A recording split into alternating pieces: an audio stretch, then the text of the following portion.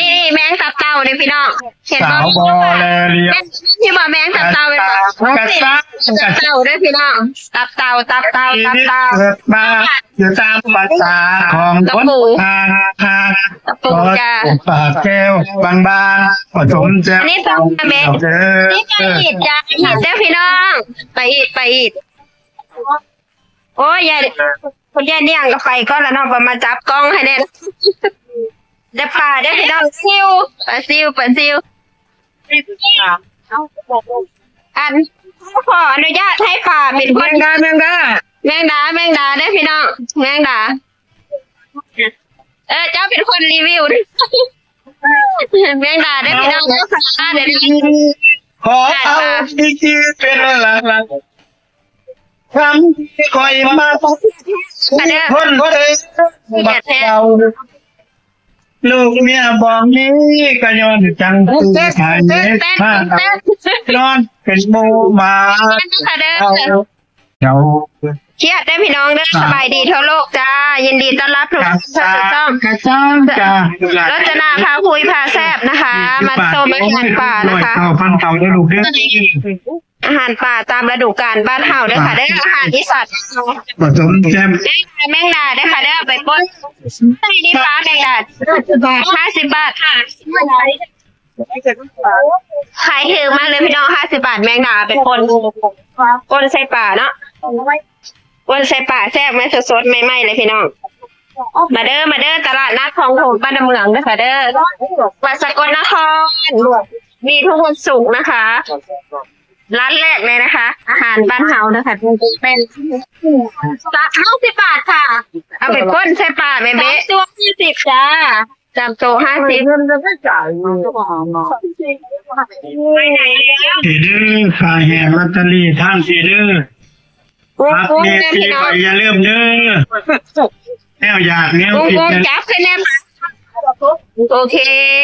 ขอบคุณค่ะตลาดนัดเด้อพี่น้องเด้อ ไทยสู้เศรษฐบาลครับ จ้าแม่นเห็นทั่วโลกจ้าตลาดนัดเด้อพี่น้อง นี่คือผู้นำเริ่มจากครับ น่าจะเอาได้หมดทุกปีเลย ว่าเขาลูกการ ทั่วปีเด้อพี่น้องทั่วปี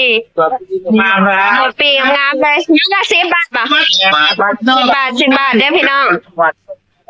หนึ่งปีมาด้วยจากตัวโดนปาด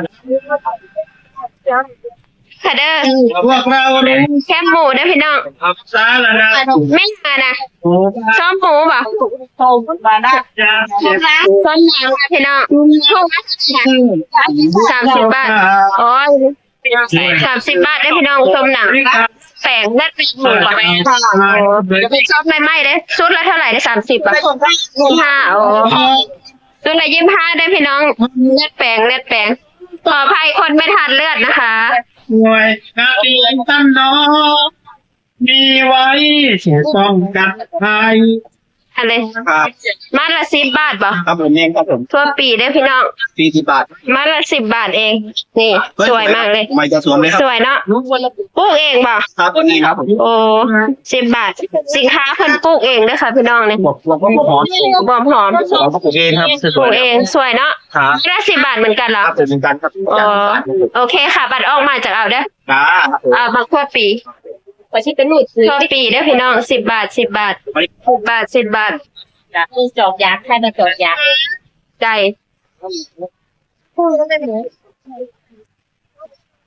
กินเด้อพี่น้องปลานิลพร้อมทานเบ๊ทำให้เรียบร้อยปลานิล อันนี้270ปลา จะเดินไปทางไหนล่ะที่เอาปลาเนี่ยนะ ปลาเข่งง่ายเด้อพี่น้อง น้อยเลย ยาย จะเดินไปไหนที่ ปลาเข่งเด้อ เมื่อกี้น่ะ กิโลละเท่าไหร่นี่กิโลละ100 จะเดินไปไหน ครับ ไปทางอย่างนี้ก็ดูแล้ว ปลาเข่ง ก็ให้ได้เยอะครับ ปลาเข่งได้อพี่น้องกิโลละ100 ก็ให้บ่ได้ ตรงนี้ โตนี่ง่ายสุด ครับ ปลาใหญ่ปลาเข่งปลาเข่ง 100 บ่อนี้ดูสิ ครับ100 เข่ง ตัวใหญ่ 100เดี๋ยวอันนี้ อันนี้ครึ่งกิโลครับ เอาไปลาบกินแซ่บได้ปลาเข่ง ฮะลาบเหรอ แซ่บปิ้งลาบ ปิ้งฟักลาบกินกับปิ้งแล้วมาฟักค่ะนะฟักแรกๆนะไม่ได้ตำนะ 10 บาท หน่อไม้เด้อพี่น้องหน่อไม้สดนะคะหนูหนูพุกหนูนาเนาะหนูนาตัวละ120ตัวละ130ตัวใหญ่ขนาด มันมี ตัวใหญ่มากหนูคุณหนูนะคะ ไปอันนั้นเนาะว่าผมมีโอกาสได้กินน้ำเหล้าดอก ปลาอย่างนี่ปลาดุกปลากดเด้อพี่น้องปลากด ปลาขาว ปลาขาวเนาะนี่เนาะ ครับปลาขาว นี่ อันนี้อย่างนี้ อันนี้ปลาหลาดปลากระทิง ปลากระทิงเปล่า ภาษาไทยเขาเรียกปลากระทิงภาษาลาวเขาเรียกปลาหลาด โอ้สุดยอดปลาหลาดปลาหลาดนะคะ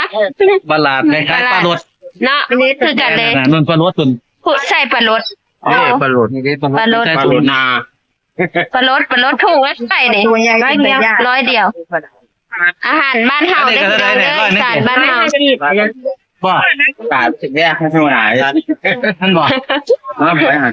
แซ่บเลยนี่แซ่บกับปลาลดอีกกับ แม่นบอกเนื้อหลายเนาะฝ่ายเนื้อหลาย เนื้อ เนื้อ ห หลา ลาย ยแต่บ่มีโอกาสได้กินดอกเพิ่นบ่เฮ็ดให้กิน บอกมันไปย่างสุกมือ คันมีแล้วเพิ่นมีธุระ ปิ้งปิ้งกบเด้อพี่น้อง สิ่งละ50 บาท ปิ้งละ50 บาทปิ้งใหญ่อยู่เด้อ ไปตัดคลิปเอา แม่นปิ้งกบเด้อพี่น้อง ไอ้นั่นปู ปูจ้ะเห็นทั่วโลกเด้อค่ะเด้อ ปู ให้สำหรับคนที่อยู่เมืองนอกคิดถึงบ้าน ส่งไปเมืองนอก เห็นทั่วโลกแกอยู่ช่อง ตัวสด ช่อง YouTube นะคะจนาพาคุยพาแซบนะคะ ปูเด้อค่ะพี่น้องเด้อปูสดมากเลยถูกแล้วใส่ในปูเนี่ย ละ50 บาท ปูละ50 บาท พอซื้อแล้ว พอซื้อเนาะหลายเนาะ แม่นหลาย ตลาดนัดของผมคนกำลังคึกคักเลยพี่น้องอาหารเยอะแยะมากมายของผมบ้านเมืองอำเภอพังโคนจังหวัดสกลนครนะคะ มาอย่างนั้นค่ะได้ไหมครับอันนี้ทุ่งนึงมาจ้ะเอาทุ่งไหนทุ่งนี้ เอาถุงเลยก็ได้เอามากสวยๆเลยได้ค่ะ50 บาทบ่ 50 บาท อ่ะ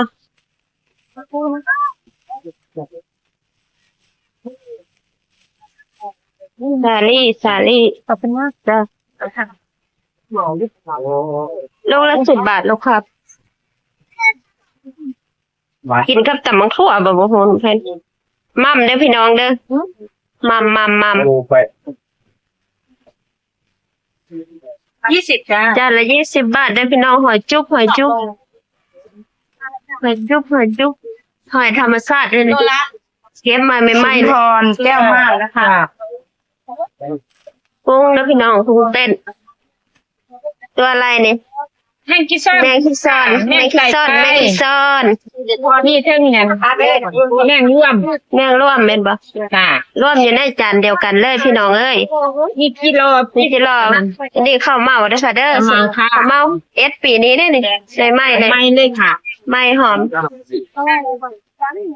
บ่มีข้าวหลามข้าวไหม้เนาะ อ้าวใหม่เลย เฮ็ดเด้อพี่น้องเด้อเฮ็ดบดเฮ็ดขาวบ่เบะ ค่ะ เฮ็ดบดกับเฮ็ดขาวจานละ50 บาทใช่ไหม ค่ะ 50 บาทเด้อพี่น้อง ยังบ่ลงแม่ยังบ่ยัง ดังแด้นะคะ แรกกันได้ เด็กจะครึ่งนึงค่ะ ดังแด้ครึ่งโล50บาทอันนี้บ่อันนี้จานละ1นี่50 บาทบ่ ค่ะ โอ้จานละ50 บาทเด้อพี่น้องดังแด้อันนี้ถุงละ20 บาทเนาะอาหารอร่อยนะคะ ดังแด้นี่มีวิตามินด้วย เป็นยาอายุวัฒนะนะคะ ถามเลยค่ะ โตโต้ได้ค่ะเด้อนี่ นี่ปลาไหลนี่ ต่อจ้าโอเคเดี๋ยวแป๊บนึ ส่ ง งไปต่างประเทศเนี่ยส่ง YouTube อาหารบ้านเฮาได้อพี่น้องเด้อตามฤดูกาลจากธรรมชาตินะคะเยอะแยะมากมายเลยนะคะ เราได้เลยค่ะลูกค้า แป๊บนึงค่ะ เอาข้างบนก่อน จักรจั่นอีกอย่างอันนี้จิโป้มเนาะ ญี่ปม จิโป้มอันนี้ตัวอะไรนี่ ตัวต่อ โตโต้ได้อพี่น้อง พูดไม่เก่งเท่าไหร่ขอบคุณนะคะปลาแห้ง ซิงเมเจอร์ของผมเลยได้ในมือนี้ แม่น นางเอกของวันนี้นะคะนี่ ปลาไหล ดูได้ปลาไหลได้อพี่น้องเด้อปลาไหลขอบคุณที่รับชมนะคะ ฝากช่องรจนาพาคุยพาแซบด้วยนะคะ ฝากกดไลค์กดแชร์กดซับให้น้องด้วยนะคะบ๊ายบายเจอกันใหม่คลิปหน้าและคลิปต่อไปค่ะ